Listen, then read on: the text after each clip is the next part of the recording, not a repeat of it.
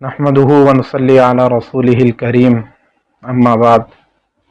معزز سامعین، جب سے انسانیت کی ابتدا ہوئی ہے اس وقت سے لے کر اب تک دنیا کے ہر خطے اور علاقے میں ایسے لوگ موجود رہے ہیں جو خدا کے وجود کے قائل ہیں۔ وجود خدا کا دعویٰ یہ پوری انسانیت کا اجماعی دعویٰ ہے، یہ پوری انسانیت کا مسلم الثبوت دعویٰ ہے۔ جو چیز مسلم الثبوت ہوتی ہے اس کو ثابت کرنے کے لیے دلیل کی ضرورت نہیں ہوتی۔ اس کے برعکس جو شخص مسلم الثبوت دعوے کے انکار کا دعویٰ کرتا ہے تو اس سے دلیل کا مطالبہ کیا جاتا ہے، اس کے ذمہ دلیل ہوتی ہے۔ وجود خدا کا نظریہ اور دعویٰ یہ پوری انسانیت کا اجماعی دعویٰ ہے، مسلم الثبوت دعویٰ ہے۔ اس کے ثبوت کے لیے اہل مذہب سے دلیل کا مطالبہ نہیں کیا جا سکتا۔ اور دوسری طرف اگر چند سرپروں کا گروہ خدا کے وجود کا انکار کرتا ہے تو اس سے خدا کے وجود کے انکار پر دلیل کا سوال کیا جائے گا۔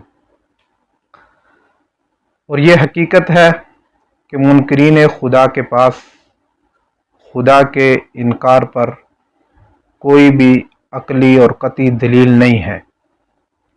اصل میں منکرین خدا کا یہ انکار خدا کا نظریہ یہ ایک خاص ماحول کی پیداوار ہے۔ ان کا یہ نظریہ جیسا کہ ہم نے الہاد کی تاریخ میں بیان کیا ہے کہ یہ نظریہ کلیسا کے تحریف شدہ مذہب اور ان کے ظلم کا رد عمل ہے۔ ایک تو یہ کہ کلیسا نے عیسائی مذہب میں تحریف کر کے اپنی من پسند باتوں کو مذہب کا نام دے دیا، اور پھر اس پر عمل درآمد کے لیے اس نے اتنی سختی کی اور اس تحریف شدہ دین کے مقابلے میں سائنسی نظریات کی مخالفت کی، سائنسدانوں کی مخالفت کی، اور سائنسدانوں کو انہوں نے زندہ جلا دیا، ان پر ظلم و ستم کی انتہا کی۔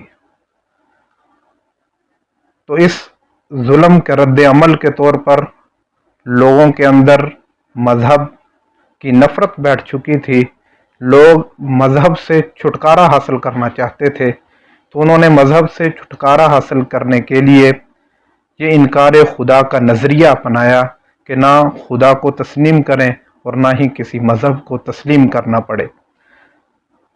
تو مختصر یہ کہ ایک تو وجود خدا کے ثبوت کے لیے اہل مذہب سے دلیل کا سوال نہیں کیا جا سکتا، اور دوسرا یہ کہ انکار خدا کا جو نظریہ ہے اس پر منکرین خدا کے پاس کوئی عقلی دلیل نہیں ہے۔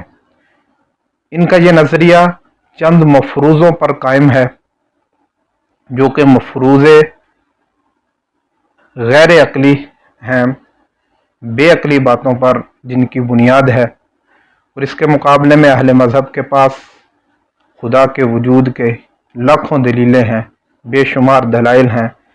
تو ہم اس سلسلے میں سب سے پہلے منکرین خدا کے ان مفروضوں کا تجزیہ کریں گے، اس کے بعد خدا کے وجود پر عقلی دلائل کو پیش کریں گے۔ وآخر دعوانا ان الحمد للہ رب العالمین۔